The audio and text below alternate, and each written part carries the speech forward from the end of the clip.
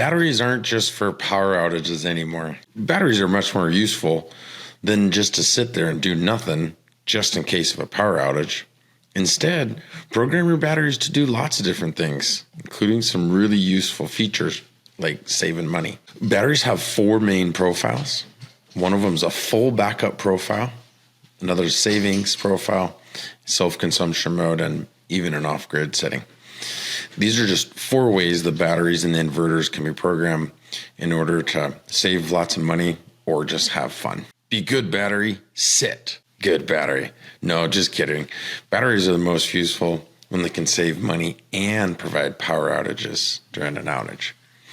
Don't just let your battery sit there and do nothing, or you might not realize their full value. I'm Joel Robinson, founder, pilot, builder, and solar entrepreneur in Montana.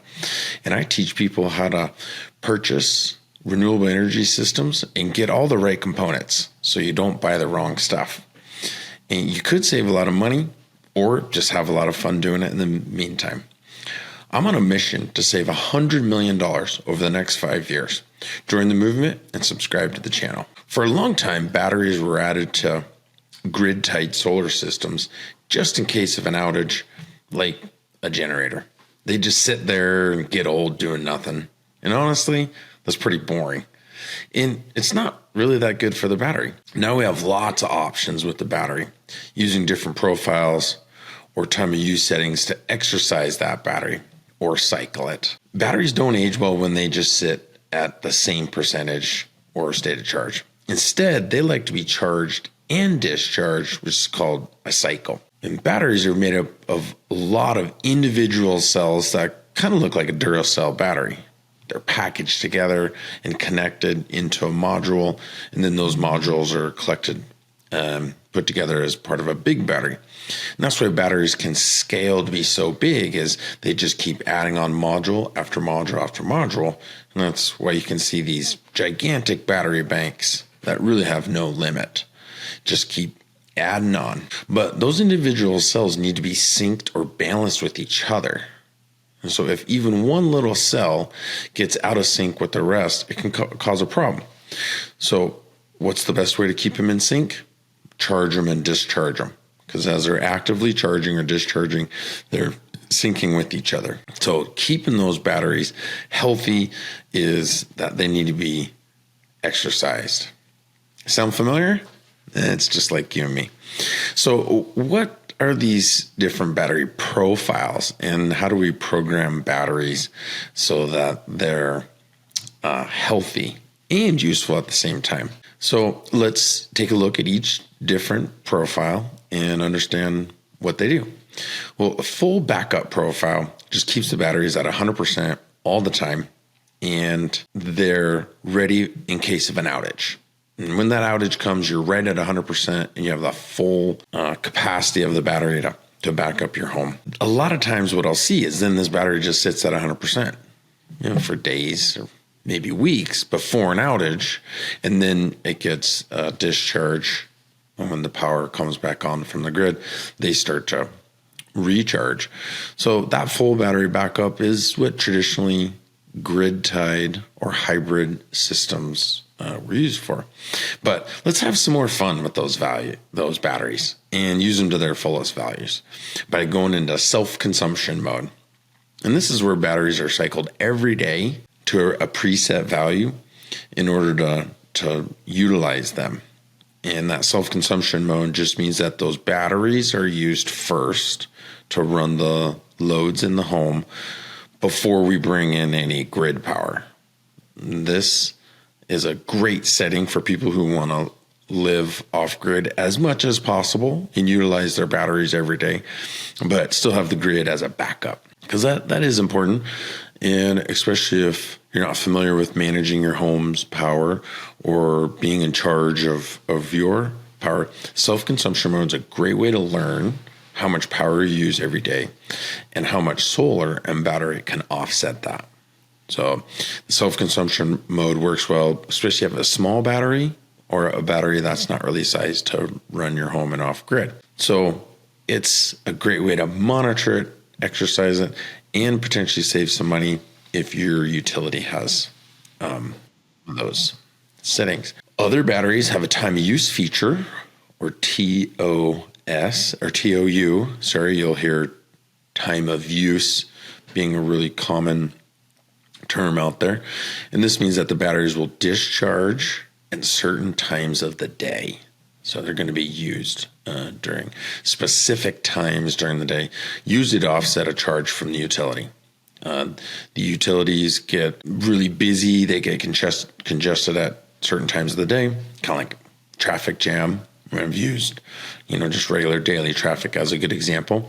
And those batteries can offset those additional charges by discharging during a specific time of the day. Mini grids, this is in the evening, maybe from 5 till 8 o'clock, as solar is slowly declining in production, but yet everyone's getting home from work, turn on the air conditioning, turn on the oven, using all their electrical plants, get this big surge. So batteries put in the time of use setting are really handy if your utility charges based on that. Here in Montana, we don't have time of use charges. So that setting doesn't make as much sense to us as much as like a demand feature. So, but time of use just gives you the ability to discharge during specific times of the day. Another battery profile is maximum savings. And this setting is focused on saving electricity and will offset, the grid to its maximum financial benefit, which is a little bit different than the other settings because this will actually export to the grid and use all the solar on site in order to save money. So this is really geared towards saving money with that battery and not necessarily focusing on self-consumption. So the last setting that we always think about too, and the one I like the most myself, is off-grid, which means you've completely disconnected the grid from the home. Now, that doesn't really mean you're going to go outside your house and pull the wires from the utility out. That's not necessary. Usually there's a disconnect or a main breaker or some way of disconnecting the utility from your house so you can simulate what off-grid would mean. And that's a good test, and it's a good way to understand how your system will work. Not necessarily necessary unless you're testing the system. And we will do that when we test our customers with their battery setup. We'll flip the grid off and see how well the battery will respond, how quickly it will react, and how it will work. So off-grid mode is a really fun mode for setting, or a really great setting for batteries, because it's going to run your whole house off battery and solar. What a great feeling that is, knowing that your whole house is running off solar. It's such an amazing feeling. Totally independent from the grid. And you're in charge of your own destiny. All right. Go solar and batteries. So off-grid's really fun. We do see a lot of off-grid cabins in Montana and remote areas. And surprisingly, sometimes off-grid is closer to town than you think. It's not that far out.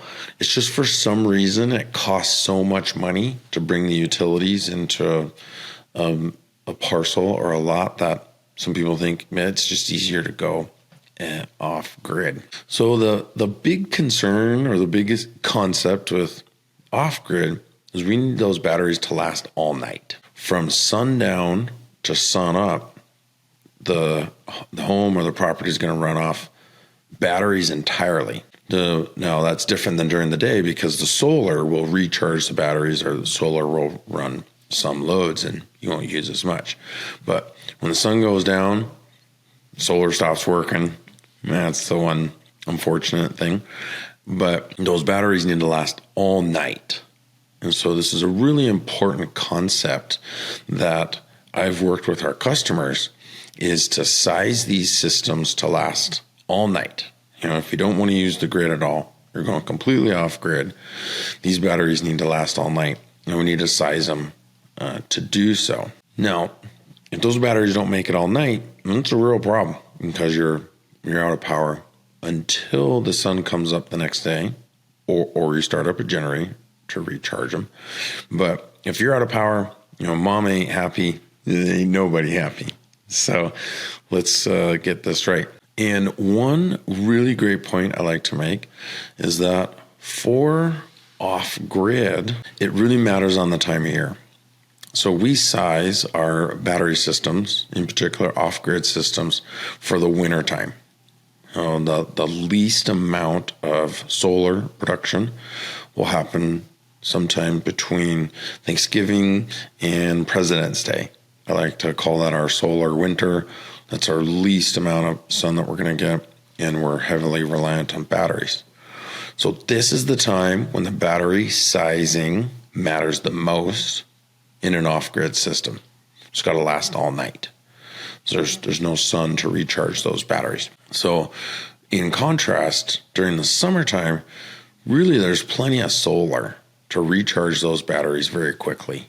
And the days are long enough, the sun's up till later at night and recharges them, that those batteries don't need to be as big. But during the winter, have to have enough batteries to store the energy to last all night. And the inverter will turn on the generator automatically, the correct system, and can recharge those batteries. But one issue we've seen is sometimes that happens during the middle of the night, and we don't want the generator to kick on and recharge the batteries from 3 o'clock in the morning till 6 o'clock in the morning. Right? That is not fun. And it's going to be noisy, and it sometimes stinks. So I'll see our customers charge their batteries from about 6 p.m. to maybe 8 p.m. So they'll run a generator for a couple hours before they go to bed, just to make sure that those batteries will last all night. So that last off-grid setting is quite a bit different than the rest. It does take a lot more thought, and off-grid systems are unique in that they don't have the grid connected to them. But really a generator is required for an off-grid system if you live there year-round, or for some reason you're going to be there in the winter. Generator is not really required if it's a summer cabin. You're just there in the summertime, maybe a little bit. But generators are really required in the wintertime because there's just not enough solar. So those are all the battery profiles that batteries can be configured for, then so that they're more useful than just sitting there doing nothing, which I always say is kind of a waste. No, I shouldn't say that, because batteries are there for an emergency or when the power goes out. And if your power goes out quite a bit, then that's going to be really important. But some batteries in grid-tight environments just sit there and don't do a whole lot. So I like to say, let's have a little fun and exercise those batteries and get the most out of them. If they can help you save a little bit more money, that's always a plus. And if you have fun with batteries, that's even better. So I really want to share information on how batteries and renewable energy systems work to help improve lives. And that's really what renewable energy is about. We're here to make our lives better and more comfortable. Let's forget about the political side, the fossil fuel industry. This stuff's truly amazing. And I'm going to give you firsthand knowledge of how it works so you can decide for yourself. The energy calculators down below, please take a look at that. It will help you understand. And I want you to watch my next video, so please click here and join my movement to save $100 million over the next 5 years by supporting the channel. Thanks.